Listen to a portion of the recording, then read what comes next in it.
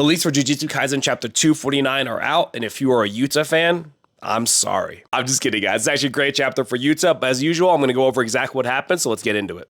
The chapter actually starts off with a flashback as we see Yuta back with Kenjaku, and as most of us guessed, the cursed spirits ran rampant as soon as Kenjaku was beheaded. Now, as we might guess, Yuta and Rika pretty much handle the cursed spirits with relative ease, but one of them grabs Kenjaku's head, and that's where Kenjaku states that he had an insurance plan for this. And the insurance plan is what we learned in the previous chapter. He gives Megumi the ability to complete the merger with Tengen. However, of course, since Sukuna is inside of Megumi's body, now Sukuna has that control. From there, we see an embryo of Tengen actually starts to form, and this gets shot off towards Sukuna. And this is where we find out that Sukuna actually ate Tengen in the previous chapter. A lot of us were trying to speculate what it was. Some of us thought it was Kogane, some of us thought it was the Executioner's Sword, but no, it was Tengen. After that, the cursed spirit actually drops Kenjaku's head, and Yuta pierces it with his blade, seemingly being the end of Kenjaku. We then get back to Yuta versus Sukuna, and Yuta tries to attack Sukuna with a sword, but he actually grabs it without taking any damage.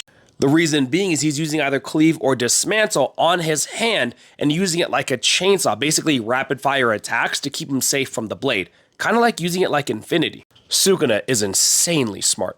But from there, Rika of course pops in and they 2v1 him, with Yuta managing to land a blow on Sukuna's second mouth around his stomach area. From there, Sukuna either throws out a dismantle or a cleave, but it seems like either way, Yuta was able to dodge it while only getting 1 or 2 cuts across his face. From what it actually seems like a very similar cut to Yuji's. They might actually have very similar scars by the end of this. Yuta then expresses how he should have been here, and this is his fault that Higuruma passed away, and that Sukuna might be restoring his reverse curse technique and might soon be able to use his domain expansion.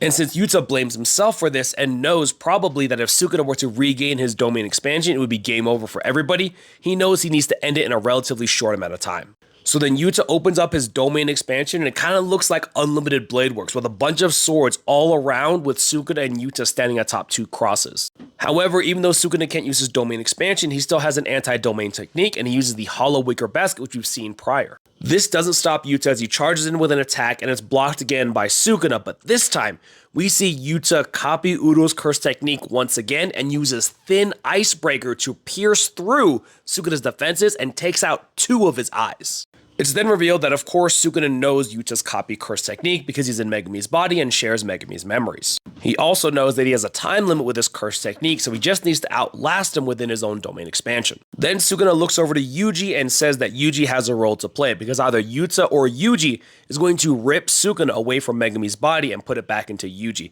I say Yuta or Yuji because the translations are still a little bit iffy right now. But regardless, it definitely seems like Yuji's going to have a role to play, and it's going to be in trying to contain Sukuna like a prison like he did before. This chapter was absolutely nuts and completely solidifies the fact that Yuta is one of the strongest people in the verse, and yes, is even stronger than Kashimo.